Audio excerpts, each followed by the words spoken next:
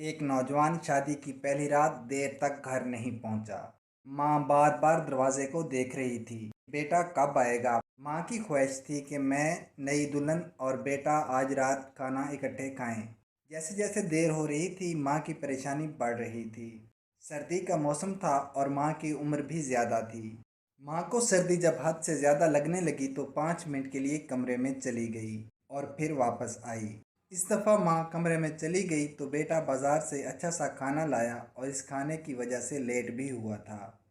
बेटा जैसे ही आया तो सीधा ही कमरे में चला गया और बीवी से कहा, मैं बाज़ार से आपके लिए बहुत अच्छा खाना लाया हूँ।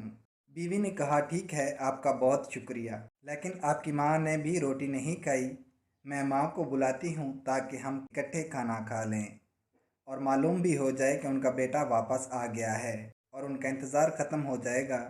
बेटा बोला, छोड़ो माँ को, हम दोनों खा लें, फिर माँ को दे देंगे और बता भी देंगे कि मैं वापस आ चुका हूँ। बीवी ने कहा, ये तो मुनासिब नहीं है। अगर आप इस वक्त कुछ हैं तो अपनी माँ की वजह से हैं, और मैं अगर आपकी बीवी भी हूँ तो ये भी आपकी माँ की वजह से हूँ। बहरहाल बेटे का इसरार था कि पहले हम दोनों खा लेते हैं, फिर माँ को खाना दे देंगे।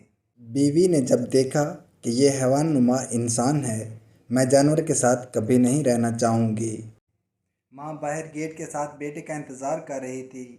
माँ ने जब कमरे में दूल्हा और दुल्हन की आवाज़ सुनी तो उनको बड़ी हैरानी हुई कि बेटा आया कब है और शोर क्यों मचा रखा है।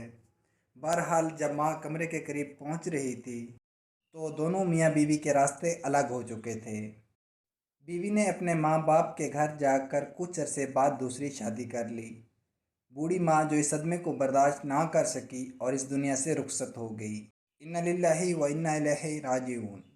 दोस्तों, 35 साल बाद वो औरत हज पर जा रही थी और अपने 5 फर्माबरदार और बहुत मालदार बेटों लेकिन माँ के ग़ुलामों की तरह काफ़िले की शक्ल में ये जा रही थी।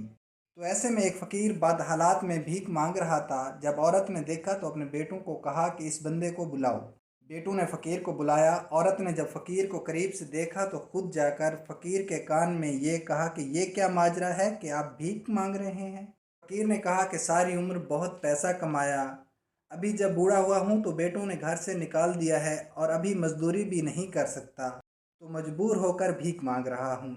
औरत ने कहा कि मैं वो आपकी पहली बीवी हूँ जिसने आपसे तलाक ले ली थी और आपको अपने अमल की सज़ा मिल गई है और अल्हम्दुलिल्लाह मुझे अपने अमल की जज़ा भी मिल चुकी है।